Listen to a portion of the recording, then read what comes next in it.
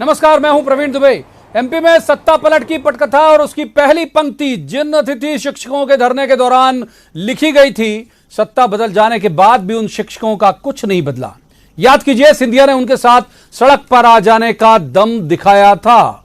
सिंधिया जी सड़क पर तो नहीं आए, हां कांग्रेस से बीजेपी में जरूर आ गए, लेकिन एमपी के उन 75,000 अतिथि शिक्षकों की पक्की नौकरी का सपना अब भी पूरा नहीं हुआ। जो आज अगर एक दिन की छुट्टी कर लें तो प्रदेश के करीब 45,000 से ज्यादा सरकारी स्कूलों में ताले पड़ जाएंगे। बड़ा फिगर है, आप इसे नोट करिए। सड़क पर इस समय पटवारी पद के उम्मीदवार भी हैं। प्रदेश भर में पटवारियों की 9,235 पदों पर नियुक्तियां होनी थी। 7,228 पद भरे गए। 1,800 से ज्यादा पद अब भी खाली हैं। कांग्रेस सरकार में मंत्री रहते हुए गोविंद सिंह राजपूत ने वेटिंग सूची से ये पद भरे जाने का भरोसा दिया था। मंत्री वो भी बीजेपी सरकार में है इस समय, लेकिन उम्मीदवारों की सुनवाई अब तक नहीं हो पाई। तीसरे नंबर पर आते हैं अतिथि विद्वान। करीब 2,000 की संख्या इनकी भी है। पिछली सरकार ने जाते जाते इनके नियमित किए जाने की औपचारिकताएं पूरी कर दी, हालांकि बहुत मजबूरी में की थी। आपको याद होगा कि बहुत दिनों तक उन्होंने यहां धरना दिया था, और अभी जो मुख्यमंत्री हैं तब विपक्ष में थे, शिवराज जी गए थे उनके धरने में, भाषण भी दिया था वहां पर, लेकिन सत्ता बदल गई और मामला अटक गया। ये वो लोग हैं जिनके हिस्से में हर सरकार में सिर्फ आश्वासन आए। इनमें बिजली संविदा कर्मचारी भी रख सकते हैं, आउटसोर्स के लोग भी रख सकते हैं, विद्युत के जो लोग हैं वो, और अभी हाल में कुछ वाटर सेट के कर्मचारी भी निकाले गए हैं कोविड के दौरान। इनको भी देखा, उनको भी देखा, हर तस्वीर है इनके पास, लेकिन इनकी तस्वीर बदलने का दम किसी ने नहीं दिखाया। सवाल यह है कि इनके लिए सड़क पर कौन आया?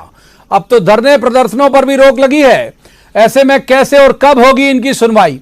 न्यूज़ 18 हमेशा से इनकी आवाज बना रहा है, लिहाजा आज भी हम इनकी आवाज बनेंगे और पूछेंगे कि सत्ता तो बदल गई श्रीमान, इनके दिन कब बदलेंगे? करेंगे सवाल, लेकिन पहले आपको दिखाते हैं एक रिपोर्ट, देखिए।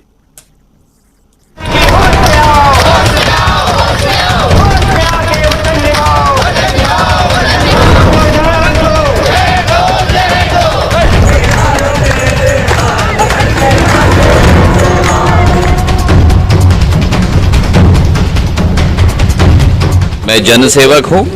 जनता के मुद्दों के लिए लड़ाई लड़ना मेरा धर्म बनता है, और जैसे मैंने कहा कि हम लोगों को सब्र रखना है। 1 साल हुआ है, और अगर जिन मुद्दों को हमने अपने वचन पत्र में लिखा है उनको हमें पूरा करना ही होगा। अगर नहीं होगा तो हमें सड़क पे उतरना ही होगा।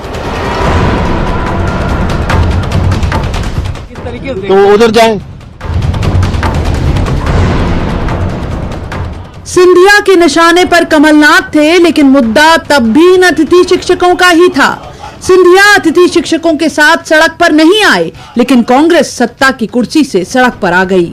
75,000 अतिथि शिक्षकों के 150 दिनों के प्रदेश व्यापी धरने की बदौलत सरकार बदल गई एमपी में, लेकिन 7,000 से 9,000 की छोटी पगार में काम करने वाले इन गेस्ट टीचर्स के हालात नहीं बदले।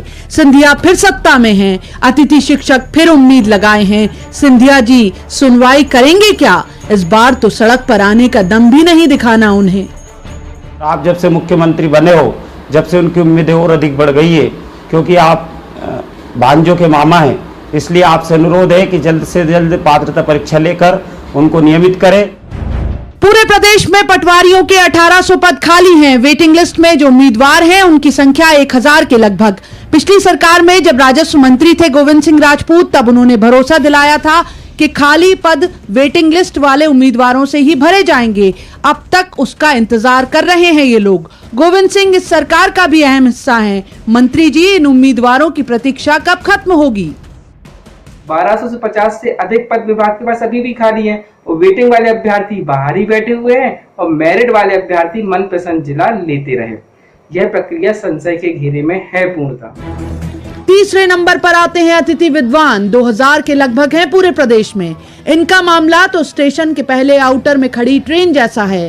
कांग्रेस सरकार में इनके नियमित किए जाने का प्रस्ताव भी आ चुका, लेकिन सरकार बदल गई।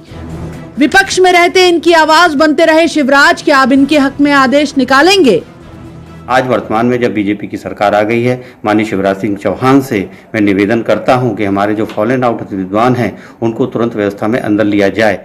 फिलहाल ये हालात नहीं कि ये पटवारी, अतिथि शिक्षक, अतिथि विद्वान अपनी मांगों के लिए सड़क पर आ सकें। न्यूज़ 18 बना है इनकी आवाज और सरकार से पूछ रहा है, जब दरियादिल हुई है सरकार तो इनकी बारी कब आएगी। भोपाल में रंजना दुबे के साथ bureau report, news 18 Madhya Pradesh, Chhattisgarh.